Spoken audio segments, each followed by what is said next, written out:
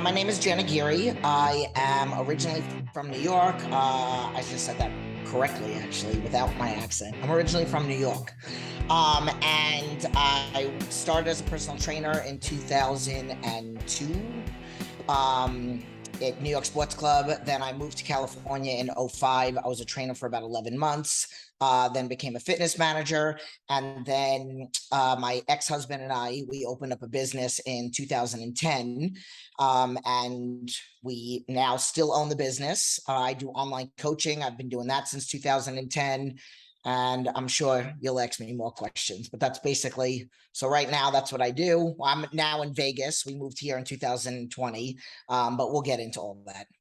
Yeah. So how'd you actually initially, you kind of mentioned getting into training in 2002, but Yeah. how'd you actually get into fitness, into the world of fitness? Okay, so I was 16 years old. I was walking in Long Beach and I saw this woman and she was jacked. And I went up to her and I was like, oh my God. And back then, I mean, I'm 45. So that was almost 30 years ago. Back then, you hardly ever see that. I mean, everybody around here now is walking around like that, women, men. I was blown away and I was like, you're insane. Like your body looks crazy. And I go, how old are you? If you don't mind me asking. She's like, I'm 71. I was like, and still to this day, I'm like, I'm going to look like her when I'm 71. And I went back to my high school. One of my guy friends that I knew was like really into working out. His name was Jeremy. I asked him to teach me how to work out. And ever since then, I was like hooked. And then I wanted to become a personal trainer when I was like 20. I went through some really rough times.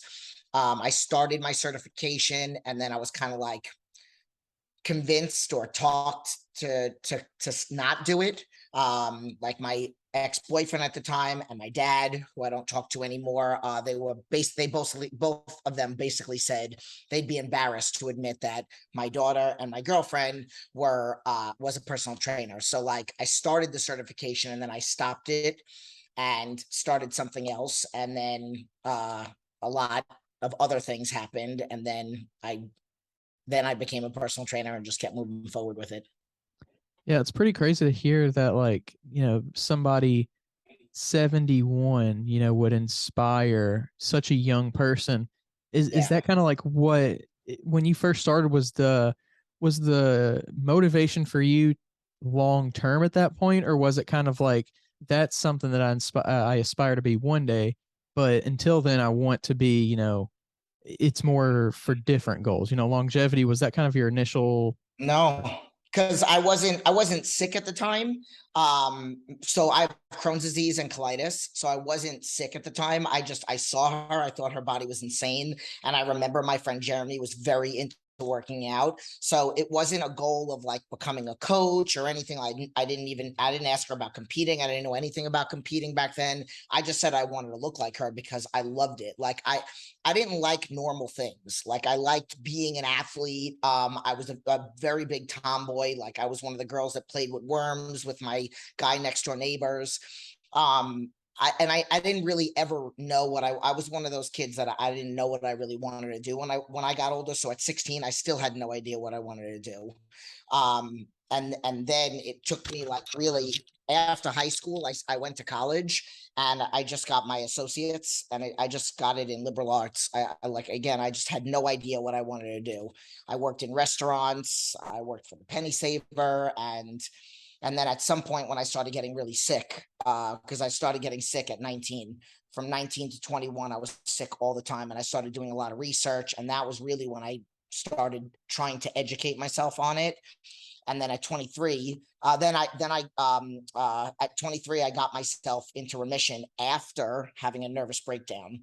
I checked myself into a psych ward after binging and purging for a while. I was opening up a restaurant with my ex-boyfriend, the one that convinced me to not do personal training. And he beat the crap out of me and threw me down a flight of stairs. And then my father came over and basically backed him up and said, at least it was only the first time he hit you. I didn't talk to my dad for a year and longer. And then after I got out of the hospital, I realized like this is what I want to do. Like I want to help teach people how to take their pain away, because I was in pain for basically 4 years. And that's what got me. Like, I didn't know what I wanted to do until I was 23 years old, like future wise. Even in this day and age, it's so rare for a person that isn't already in the world of health or fitness. And even you could sometimes throw out health, but in the world of fitness, to see like a medical problem and approach it with exercise, approach it with diet, approach it with, the Yeah. more lifestyle things. Did that, like, how did you, or was it already kind of in your mind that that was possible? Well, I'm not one of those people that really like, I never wanted to be on medication because I was sick from 19 to 21. 21 was when I was diagnosed with it. They put me on medication. I didn't want to be on the medication. Like, again, I just, I didn't want a doctor give it. I don't like to rely on things. I don't like something that I can't control myself, and I can't control like side effects of medication or anything like that. Like, I'm a little bit of a control freak when like, that's the reason why I don't drink. I don't do drugs, and more so like I just need to always be in control of the situation. So that was like part of it. But I went on medication because I was in so much pain, like every single day, all day long, in so much agonizing pain, like sharp pain, like somebody stabbing me. So I kind of gave in. And then for 2 years, I was on medication, but I was doing research. I was researching blood type dieting, metabolic dieting. I had, again, a couple, like a year plus in, I started studying. Then there's a class. So like I also, I can't study just a book. So there's a course in New York, ECITS instructor, East Coast Instructor Training School, and they had a course. So you would go for like 2 hours a day for 3 days a week for a couple months. That's how I learned the best. So I started that course, and then I stopped it because I got emotionally sick, mentally, emotionally. I suffered from depression and bulimia because of being in pain, not getting any support. There was just like so many different things. And then when I got out of the hospital, I literally just, I sat in the bookstore, and I completely stopped all medication. I never took any of the drugs that they gave me, like depression meds, when I was in the hospital for 7 days. I would like kind of make it like I was taking them, and I never took them. Like I would spit it out or whatever. Um, and then I just completely stopped all my Crohn's medication. I was only on like two of them. And then I just started reading. Like I was working the front desk, I was going to intensive outpatient therapy, and then I was at the bookstore, and I was just reading all day long. I had my MP3 player because there was no YouTube, there was flip phones. And I read everything that I sat in a self-help book. So I would go to like the health and fitness section, and then I would go to the chicken soup of the soul section, and the Celestine prophecy, and the four agreements. And so I would just read and go back and forth. And then that was when I finished I called up the school, I finished my certification, I got a job. I also was at the Twin Towers. That's a whole nother story. I got the job in November. And then I was on the floor training clients in April. And then it was just all like, I was just booked. And then I started working for the company that certified me. So at one point I had like 3 jobs, and I just kept myself busy. And that's kind of like what I think, it was a combination of keeping my mind healthy and my body healthy. That's what got me in remission. And I would occasionally get Crohn's attacks. If like high stress, or if I went to a restaurant and they cooked something with like something that I had an allergy to, not like allergy, like shellfish allergy, but like food sensitivity to. But it was like few and far between. And then I decided to move across the country because I knew that just New York was just, that was part of my problem. Like the constant battle of like the not support. And I get along with a lot of people in my family, but then there's a lot of other stressors. And I've always wanted to move. And I had a friend offer something to me, and I came out to visit her, and I bought my one-way ticket to move to California. While I was only in California for 2 days, and I bought my one-way ticket to move 45 days later. When you're struggling, why do you think that struggle, mental and physical struggle, kind of manifested itself the way that it did through, like you said, bulimia, and just through like general mental health, kind of the ways that it did? Was there any, reason that you could see, or was it just because maybe, the you were limited by what you could eat because of, having Crohn's? So like, did, just like wondering like why that kind of manifested the way that it did. So I just think that I never really had any idea what direction I wanted to go. And I mean, I feel like a lot of it stems from my dad. So like I was constantly getting toyed with. Like at one point I wanted to dance. Like I was pretty good. I took a whole semester in college. Like I took tap, I took modern, I took hip hop, I took just a whole, no classes, no math, no science, no nothing. I just took all dance. And my dad would just like toy with me. He'd be like, "Oh, you're gonna do really well," and he'd give me an article to like go try out for auditions. And then the next day I'd be going to the auditions, and he'd be like, "You seriously gonna go? Like you're not good enough to do it." So like that was my whole life. Him telling me that I'm never gonna amount to anything, that I'm stupid. It took me a lot of years to believe that I was like a smart, educated woman. I just think that it was like that toying with my head that had me like fighting myself every single day. And that's what I learned in the hospital, is to not care what anybody thinks. Like if I want to look a certain way, if I want to have the kind of job that I have, and this is what I coach people on, is like at the end of the day, if you could look yourself in the mirror and you know, and you're not hurting yourself by any decision that you make, it doesn't matter who supports it or not. Like if you know genuinely that you're going to be a happier person if you go in this direction, even if you got 20 people that don't support you, one person that does, or just surrounded by a bunch of haters, you go in the direction that you need to go to make yourself happy. And that's kind of like really where that was where I hit like rock bottom. That's where the depression and the bulimia came from, is that I had no idea. And that's what bulimia is. It's like it's a control thing. Like you're eating and masking your emotions. I'm not hungry for food. I'm hungry for something else. I'm hungry for closure. I'm hungry for direction. I'm hungry for knowing what I want. But then I also don't want to gain weight and look bad. So I purge, I get rid of it. So I'm like kind of controlling something, but I'm not really.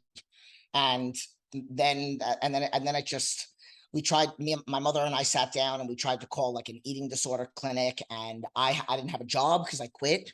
My mom couldn't afford it. So that was when like the nervous breakdown happened. Basically, we called a whole bunch of different places, and they're like, "Okay, it's $2,000, but if you're not better in 2 weeks, then it's another 2,000, or we send you home." And I'm like, I can't do that. And they were like, and then finally we called like the back of my mom's insurance card, and they were like, "She is a mess right now. I could hear her in the background. Just go to the emergency room." So we did. And then they basically started asking me a bunch of questions, and they're like, and I checked myself into the psych ward. And then I spent 7 days, like basically bringing it back to my childhood, like drawing, talking to people all day long, sitting in groups, like like a child, and realizing that I was like fighting myself, trying to please everybody. And then I got out and I was like, I'm done. Yeah. It's interesting how like trying to control can be such a good thing. Like having control can be such like a constructive or destructive thing, just depending on kind of like how you focus that energy. All right, guys, we're going to take a quick break here just for a second. Let me tell you about Smoking Gun Coffee. They're a veteran-owned coffee company that strives to produce a quality coffee at an affordable price. They only buy coffee from small coffee farmers around the world with a cup score of at least 85. Each batch is roasted to order for maximum freshness. They also donate a large portion of their proceeds to organizations that help local communities, veterans, first responders, or you can donate to the foundation of your choice at the checkout by going to www.smokingguncoffee.com. That's SMOKIN Gun Coffee. When it comes to science-backed supplements that taste great, 2NS is your one-stop shop. They truly maximize quality by making their own supplements in-house. With over a combined 90 years of experience, 2NS's team of industry experts has a commitment to research, quality, development, and innovation. The body is sacred, so give it the best. Check out all 2NS has to offer at secondnaturesupplements.com. That's 2ndnaturesupplements.com. Whenever you moved to California, you mentioned kind of an opportunity. Did you know specifically like, hey, I want this, I'm going to get this job once I get out there? What kind of feelings did you Yes. have about moving? So, New York Sports Club, which is where I started as a trainer, I was a trainer. I was a full-time trainer. I would take off like for 3 hours a week because I love dance. So I would take my dance class. That was like my mental break from work because I believe we need boundaries in everything in life. So you could work crazy amount of jobs, but you still need to have time for you, whether it's becoming one with the couch or doing something that you love or having a hobby. So I would do that. And then in the middle of the day, I would work for the school that certified me.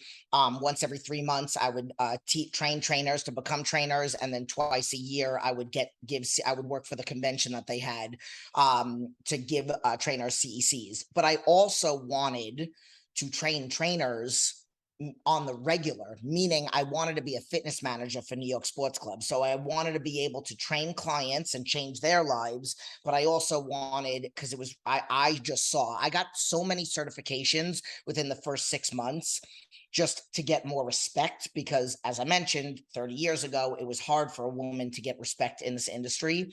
So I felt like I had to be 10 times smarter than the average man member, not even the average male personal trainer, like the average male member. So I got so many different certifications. And then basically what happened is I noticed like how like there were a lot of personal trainers at New York Sports Club that you don't even really need a certification to start training within the first 60 to 90 days. And it was the same way in California. Like the fitness managers were allowed to hire somebody just as long as they got their certification in 60 days. But I never hired anybody unless they were certified. I don't have to follow that rule.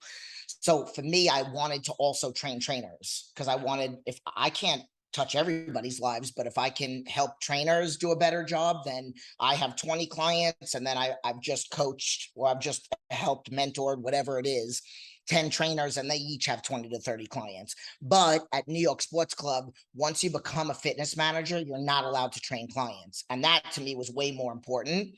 So my girlfriend, who was a trainer with me at New York Sports Club, her husband got transferred to California for a job. So she moved out to the other side of the country. I came to visit her, and she very slick got a interview set up for me to meet up with the fitness manager of Bally's in California. And he told me, number one, if you're out here in 45 days, I have 3 trainers that are going away to college. So you're going to walk in the door. I know you're beyond packed over. Like I was ranked out of 4,000 trainers at TSI International, which is the whole US. I was ranked number 7 in that year that I left. So he's like, I know that you have like 4 jobs. I know that you have a solid book of business. He's like, I can have you walk in the door with 10 people, and I can mentor you to become a fitness manager. And the fitness managers make X number of dollars, and they're still allowed to train clients. So I was sold.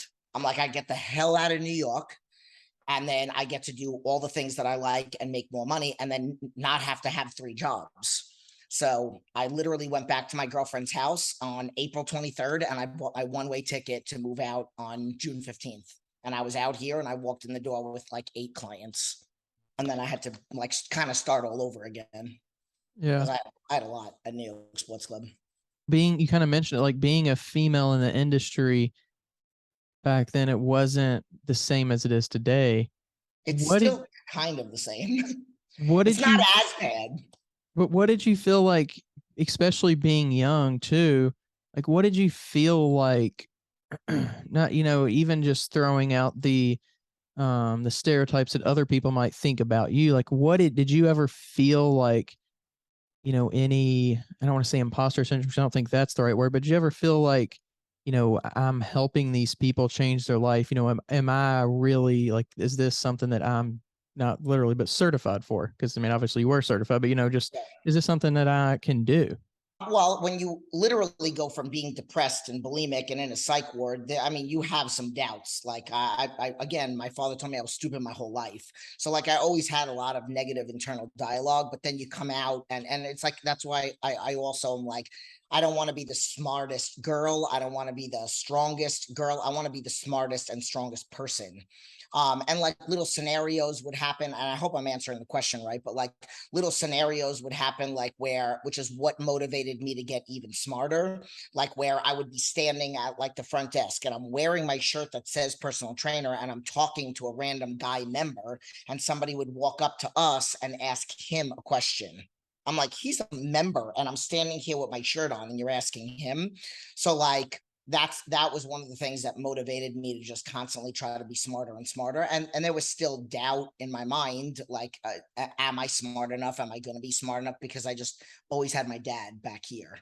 So is that kind of like what you were asking? Yeah, and I think it's tough in anything because, I think we all have that sense of like a fear of not knowing something. If Yeah, somebody needs an answer to something, not knowing it, and yeah, just having the ability to either give them the answer, or just plainly say, "I don't know it." I can figure it out, but I don't know that, and yeah. still have the confidence to go on throughout the day. Really. Yeah. And I did, and like, and that's the reason why I read as much as I did, because and I was okay if somebody came up to me with, let's say, like, hey, I need to rehab through this. Okay, I don't have experience right now, but you better believe I'm gonna do all the research that I possibly can. And if you feel comfortable working with me, we'll work through this together. And again, it just took some time and experience, and and convincing people that I was smart enough. Basically, sometimes there were times where I would be like, setting up like a consultation with somebody, and I felt like I was on an interview, like I was getting interviewed, like whether you should hire me, like, am I smart enough to help you? So whenever you first started, and not necessarily like the first year or two, but the first part of your career training people, kind of compared to like helping people today, is there any like major differences you see as to like what people want to achieve, why people are coming to you? Is there kind of like been a cultural shift in any of those things? So it's crazy because when I first started, I was fresh out of the hospital, but then all of my experience and how I've kind of like mastered my own coping skills, fast forwarding to now, I think that now I work more with helping people get off medic. Like when I was at New York Sports Club, the majority of the clientele over there were like golf guys, tennis women, that was just like the community that was over there. So who I worked with was more people that just wanted to like, and I helped quite a few people lose 100 pounds. But like right now the dynamic is mental health is crazy. So I work a lot with people with helping them break the emotional connection to food, get off depression meds, get off diabetes meds, like that. This is, I'm about coping skills, mental health, off medication, and then of course helping people like change like physically. But I always say that it starts here, so starting here and then starting on the inside, and then the bonus is that you look better.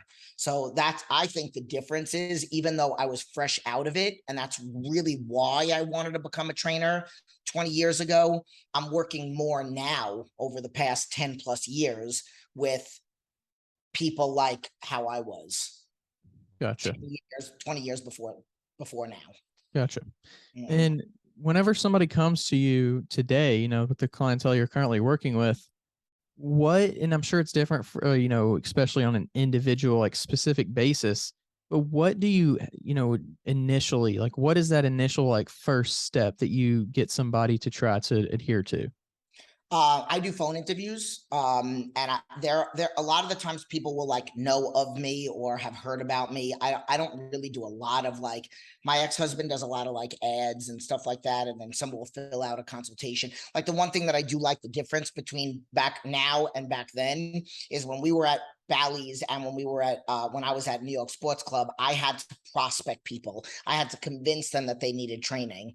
Now, the past 10 years, people are searching for us. So it's almost like I'm interviewing them as to, are you ready to do everything that it's going to take? So when, I got a message. This woman is like one of my favorite clients.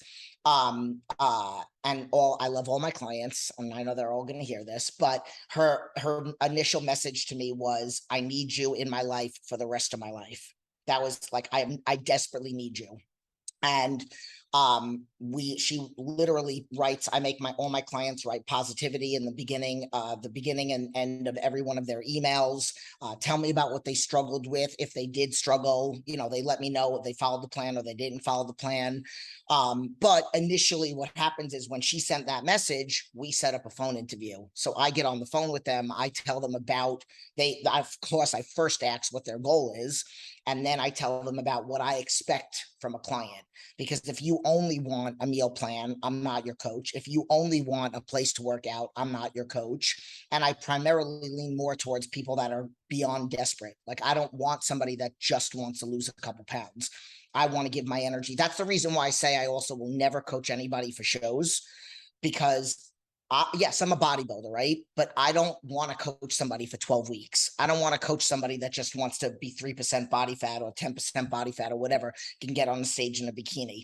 I want to give my energy is precious. And I want to give my energy to somebody that is in desperate need of me, like a woman that is like verbally abused by her ex-husband, but doesn't have by her husband, but doesn't have the confidence to leave him. A woman that's on thyroid medication, who's depressed, who hates her job, drives there every single day, who cries at least once a day. Like, I'm putting my energy into that woman before, and again, I'm not trying to crap on bodybuilders, but before I'm going to take on, I would rather that client than that one. So Yeah, I mean, I think it's important. Everybody has a different calling for a reason, you know. So, yeah.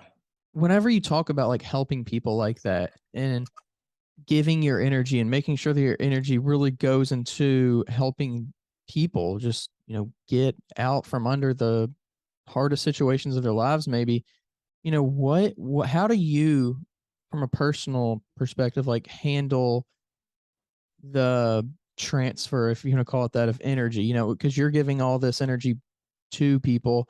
How do you kind of keep yourself filled up? How do you kind of keep yourself, you know, rejuvenated and feeling good? Okay. They are like my drug. They are my rejuvenation. I have not woken up past 4 o'clock, and most days it's 3 to 4, past 4 o'clock since January 4th of 2010. And I've been on a vacation. I've gone back to New York to visit my family once a year for the first 10, 12 years I was out here. I've never not, like, I need my clients just as much as they need me. So motivating them is what motivates me. So that's my rejuvenation. Also, I have boundaries. And this, I actually have, out of all the clients that I have 3 people that I do life coaching. So 2 of them are competitors that have meal plans and training protocol from another trainer. And they just come to me for the life coach, for the time management, for the emotional support.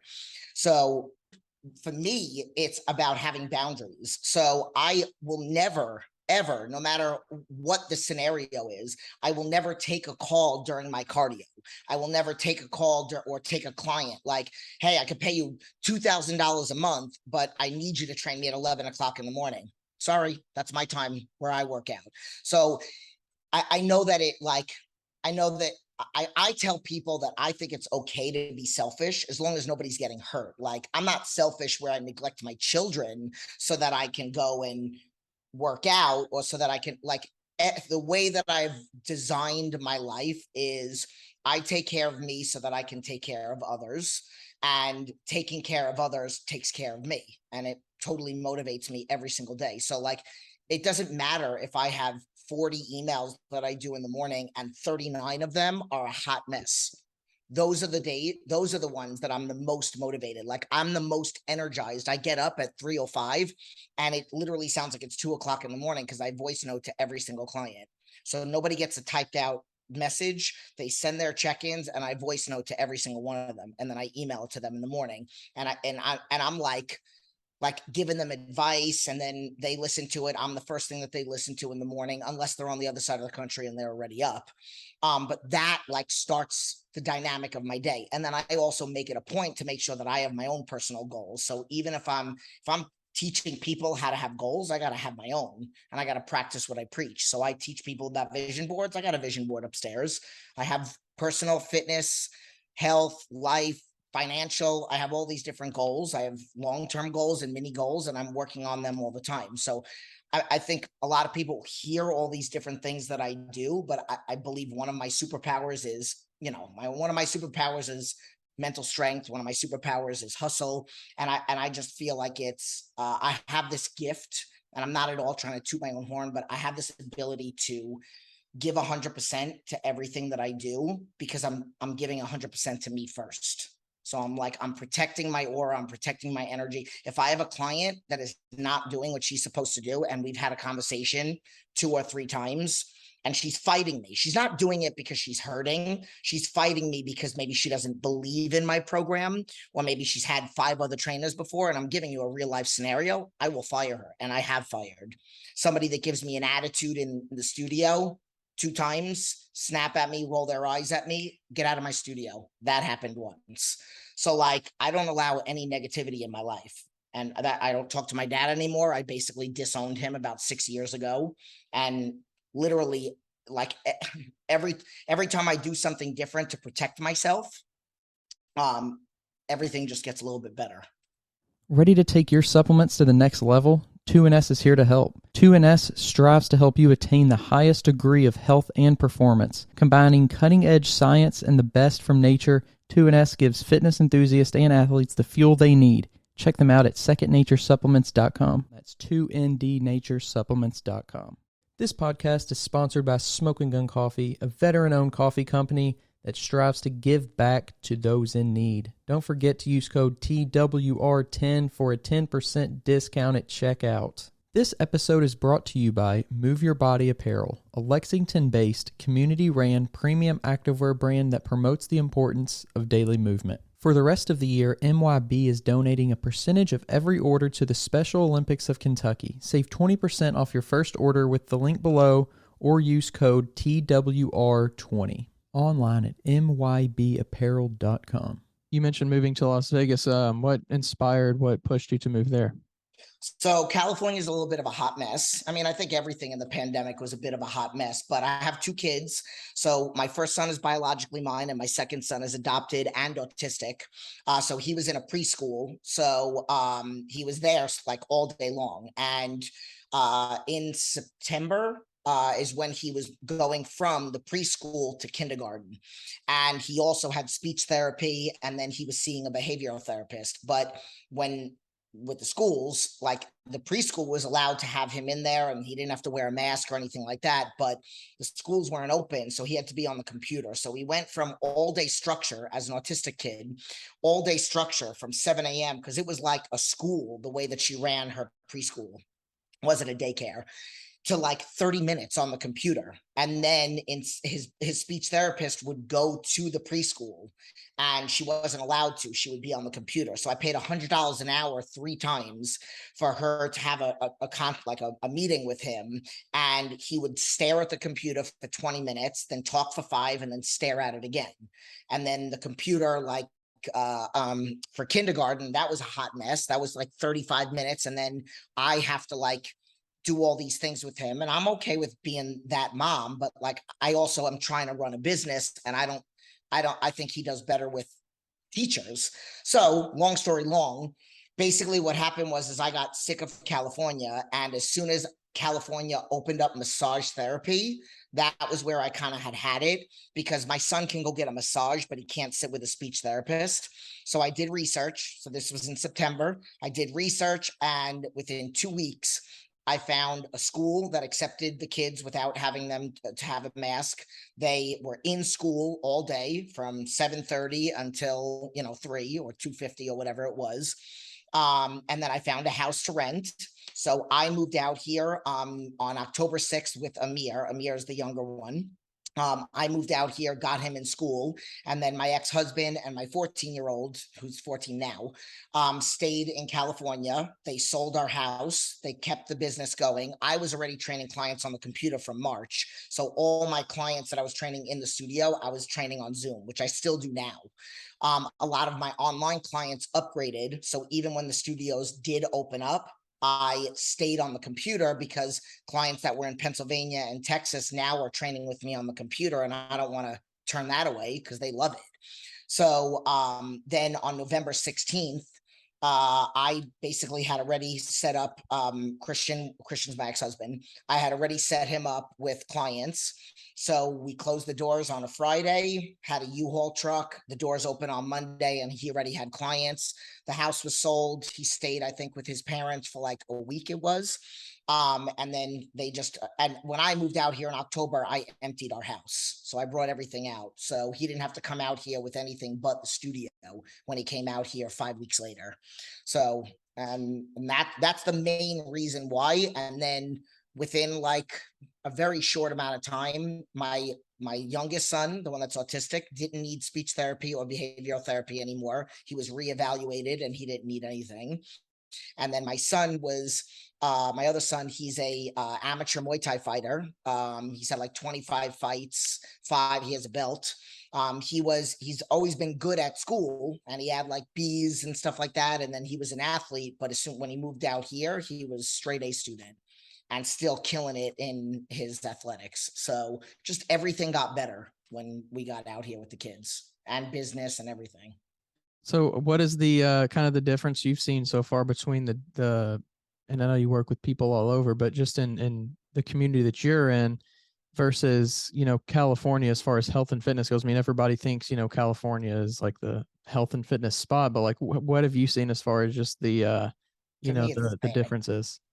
It's the same people that I work with. I mean, right now in the studio, I have two husband and wives. I got Angie and Aaron, and I got Cynthia and Bill. And lose weight. I got Aaron wants to put on weight. And then I got Miley, and then I have a new client, Michelle, who's 3 years sober from not drinking anymore, obviously sober, and she's documenting her whole process. So it's like, and I've had clients just exactly like I just have less clients in person, and then I train clients on the computer. So instead of going into the studio at night in California and having 12 clients of almost the same story, I have 5 clients on the computer and 5 clients in the studio. So it's basically the same thing. I don't think that one state is healthier than the other. I think the gyms that I'm in are a little bit more bodybuilder friendly. Like I work out at LVAC and I work out at Fit Club. And I think that coming out here has done more for my sponsorships when it comes to like me being a sponsored athlete for Blackstone Labs and doing my YouTube channel and then being on their YouTube channel a lot more now that there's access to more out here. And then me deciding to compete again for the first time in 4.5 years, mainly because I want to get a presence out here. And I want to start doing some of the things I used to do in California, like charity workouts and stuff like that. And I feel like my name needs to be known more out here.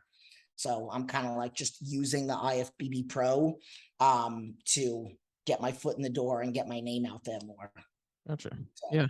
And it's interesting kind of what bodybuilding can do as far as like getting your foot in the door, creating opportunities, whatever it may be. And I even think like women's goals, and I don't know if maybe I'm attracting the women that are asking for something different, but like, well, again, like I said, my average client is between like 30 and 60. I've trained 13-year-olds and I'm training 84-year-olds, but I feel like, years ago, majority, and I always tell people, don't tell me who you want to look like. Just give me an idea of the frame you like. And more people would just be like, oh, I just want to look fit. Like, I want to have a flat stomach. I don't care if you could see my muscles. I don't really need to be toned. I don't need to see leg muscles or arm muscles or anything like that. Now it's like majority of the women that I work with. And I don't know if it's because it's me and because of what I look like, or if it is like, there are more people that want to look like that. But like now it's like when I ask that question, I get the girls will send me a picture. Oh, I like this girl's frame. Like she's got a flat stomach, but you can see a little bit of sidelines, and I like a little bit of shoulder muscles. And and everybody wants a bigger butt now. Nobody asked for a bigger butt 10 years ago, 20 years ago. Nobody asked for a bigger butt 20 years ago. I barely did glute workouts 20 years ago. So this episode is brought to you by Move Your Body Apparel, a Lexington-based, community-ran premium activewear brand that promotes the importance of daily movement. For the rest of the year, MYB is donating a percentage of every order to the Special Olympics of Kentucky. Save 20% off your first order with the link below or use code TWR20 online at mybapparel.com. Yeah, it's interesting to kind of see how the frame and what people like, how it changes over time. Do you ever feel like, though, being a bodybuilder and being and kind of having success in the sport combined with obviously like, your physique, Do you feel like that ever intimidates clients? Maybe not after a while, but at the beginning to just be, Yes. more than what they even want to be per se? Yes. And here's the thing. I want to work with somebody that wants to fight for themselves. So, like, I really like, there have been plenty of times that somebody has hired me and said to me, listen, I think you look amazing, but I don't want to look like you, but you obviously know what you're doing. So like those are the kind of people that like they respect what it is, even though they don't want to look like that. But I will say for a very long time, and a good friend of mine, this kid Chris, who was a videographer for Blackstone Labs, so he was filming for me for a little while. He gave me advice one day because I kept struggling with it. I'm like, if I don't want to train bodybuilders, but I want to look like a bodybuilder, how am I going to attract non-bodybuilders? How am I going to attract Susie, who's 52 years old, that, like, how am I going to do that? Do I have to start doing at-home workouts on my Instagram, or do I still continue to post the workouts that I'm doing? And we had a really serious heart to heart. And I went from like thinking I needed to do one thing and like, which I don't want to do. Like, I don't like, yes, I have done at-home workouts, but like, I don't want to show. So that's the reason why it's like sometimes I'll do photo shoot. I've been doing lately a lot of photo shoots, but like I'm always trying to put something motivating. Like, you don't have to have 4 plates on each part of the hack squat, but I want you to watch my intensity as I'm pushing. So you could have 2 10s on each side of it, but you have to push the way that I'm pushing if you want to change yourself. So it's more about what the message I'm trying to send with what I look like, instead of, and I feel like I'm constantly trying to, like, part of the reason why I do so many stories on Instagram is because I want people to get, because I know nobody really looks at like feeds. Everybody watches stories. So I'm like, I try to do a little bit of everything. And I feel like that's the reason why I'm not intimidating people, because I joke around in my stories, because I dance, because I show a little bit of my kids, because I show everything. Like, and I had a guy send me a message and he's like, dude, do you do like you have 47 stories? Like, why don't you get a life? And I'm like, first of all, you counted how many stories I had and you're telling me to get a life? And I'm like, but there's a purpose to it. There's a point in what I'm doing. And it's because if they see my feed and they see my workouts and they see my photo shoots, that's intimidating. But if they watch who I am, then they get to know, love, and trust me, and then they want to contact me. And that's why I put so much out there on my stories. Gotcha. And do you feel like that trust is kind of is mainly, I don't even know mainly, but a lot of it is established before they do, Yeah. work with you. They see you. They start to just kind of know who you are a little bit, because having a life coach really, it involves so much trust, because you're putting, your life in a lot of ways in that person's hands of, in some ways, I guess, managing it. So, Yeah. that trust, I think, is one of the most important things that you could build. Yeah, that's part of the reason why I personally, like I said, my business partner, I'll just call him my business partner instead of my ex-husband. He does a lot of like promos. Like, I feel like I have a lot more of a story. Like, you could be a guy trainer like him. He could do a promo, get people in, and he's not intimidating to a woman or a man because it's normal, right? Like, but for me, it's like I like if I do a promo, those people are getting on the phone with me for the first time. They don't know who I am. Most of my business comes from people following me. I've been following you for years. I've been watching your YouTube videos. I love your stories. You're so entertaining and so inspiring. I love watching the videos that you put out. Like, you teach as you're moving, and like those are the people that come to me, and that's why I don't, like, business wise, that's why I don't really do ads for getting clients. They get to, and like probably 95%, 98% of the people that sign up with me did not just meet me or just start following me. There's really only like maybe like one person that I met in an airport, and like she's like, oh my God. And then I tell her I'm a personal trainer, and then I tell her a little bit about me. And then I direct her to my website, and I'm like, read the about me page. And then they read that, and it talks about my depression. And it's basically a novel of my life. And then they get to know, love, and trust me that way. And I put all that out there on purpose so that they get to know, love, and trust me. And then they're more likely to share with me and want to hire me as a coach, instead of me just writing down that I have NASM, pre and postnatal, older adult, youth, CPT, CSCS, and like they don't even know what the hell any of that crap means. What do you feel like is kind of the average time span someone spends with you? You know, not necessarily just, you know, here and gone, but a six. You know, what would you would consider kind of like a successful client? It depends on what their goal is, but I will tell you, I have like 7 clients that have been with me since January 4th of 2010, was since the first month my studio opened. Clients that have been with me through the whole time, all 4 studio locations or 3 studio locations in California, and then came out here, still successful in maintenance. I have guys that have been with me for 7, 8 years. And then all my programs are 6-month commitments. So that's the minimum that they can work with me unless they did my 30-day challenge, which I do my 30-day challenge different than the way everybody else does it. Like most of the challenges out there, it's you send your before and you send your after. I want to target the emotional part of it. So people will come to me and they in their questionnaires that they send to me each week, letting me know that they followed the plan, and they get on the scale, they let me know what they struggled with. So during the weeks that I have a challenge, so right now I have 47 clients, but I have 30 people in a challenge. So on Saturday and Sunday for these 4 weeks, I sit in front of the computer for like 5 hours as opposed to 3.5. On Monday through Friday, I sit in front of the computer for 2 hours.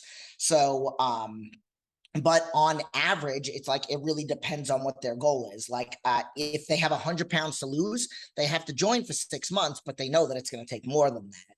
If they have 10 pounds to lose, I'm like, it's still 6 months, because I pride myself on being a very education-based program. So I'm helping you push yourself. I'm helping you get to your goal. I'm educating you. I'm teaching you about balance and refeeds and all that other stuff.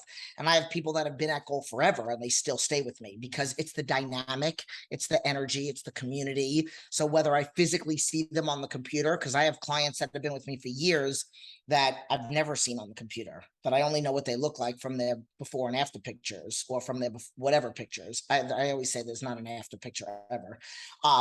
So that's like my clientels are I very rarely have somebody that signs up for 6 months and then leaves in 6 months. It's also the positivity that they get, because there's so much negativity, specifically starting when the pandemic started, and then it's just like still more and more, even though there was negativity before. I always tell people, don't be oblivious to what's going on in the news, but don't start the day with the news.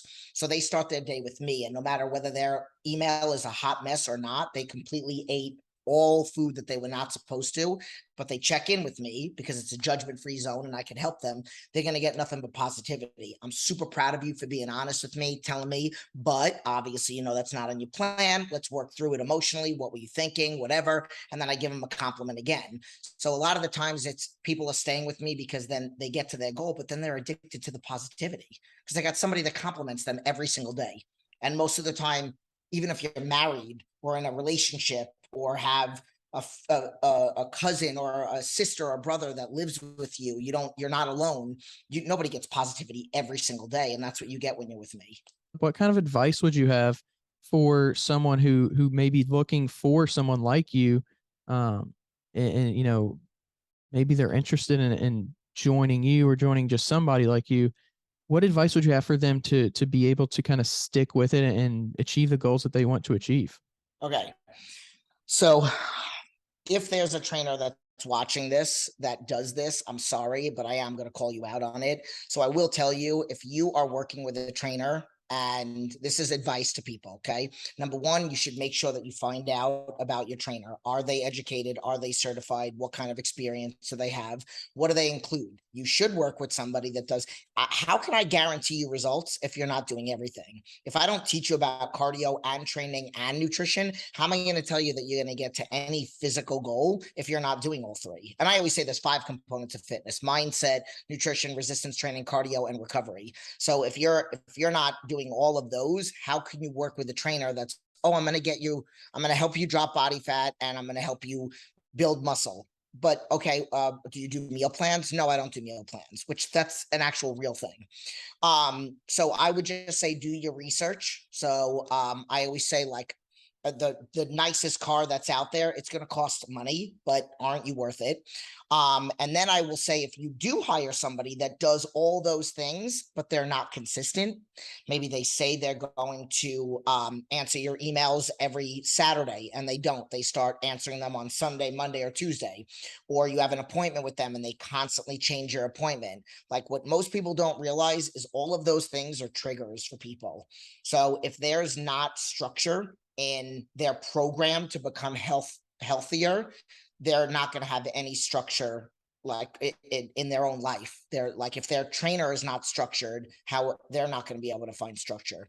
So, I'm not telling you to fire your trainer if they've canceled on you because of an experience, like because of an emergency. But if they're constantly canceling on you and constantly moving, like, I know what that does to a person. Like, if they're eating bad food in front of you, or they're talking about bad food. Like, I have private groups for my clients.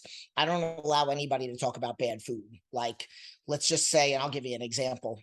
In the group, one of my clients was a waitress, and she had her chicken and whatever meal, like her chicken and vegetables or whatnot, and then there was like a cheesecake right next to it, and she posted a picture in the group and said, look at what I'm eating, but look at what's right next to me. So because I understand eating disorders, I said, I took the picture down and I sent her a message and I said, listen, I understand what you were doing, but I also understand eating disorders. So if you have a client that's having a bad day and they see cheesecake, they're not looking at the broccoli, they're not looking at the message, they see cheesecake. And if they had a bad day, that's the first thing they're doing. And that could have been just because of, so I just say, pay attention to the triggers, pay attention to, is your trainer triggering anything negative, then that's not the right coach for you. So before we head out, if you want to kind of share where people can find you and can get a hold of you, that'd be cool. All right. I am on Instagram, Jenn Aguirre 7877, JennAguirre 7877. That's my Instagram handle. You can follow me on Facebook. I only accept friend requests from clients because Facebook has a cap and I have people go in my group. So it's just under Jennifer Russo Aguirre. Russo is my maiden name. My YouTube channel is Jennifer Aguirre. It's also under Workouts for Women, even though I train men, but that's what it started at 13 years ago. But you find me under Jennifer Aguirre. Subscribe to my channel. I do a lot of fun things. So I do like nutrition videos, meal plans, workouts. I explain like tutorials on how to do the movements, and then fun stuff like cosplay and bikini try-on hauls and acting like stupid ice bath Q&As and stuff like that. And I think that's the only 3 places that you can find me. And if you're interested in coaching, you just go to my website, jennaguirre.com, and you could read the About Me page. You could see some before and after pictures. I don't have any prices on there, but you could see all the different programs, and then you go to the Contact Me page, and that's when we set up the phone interview. Gotcha. That's awesome. I really appreciate you coming on the podcast. Thank you so much for having me.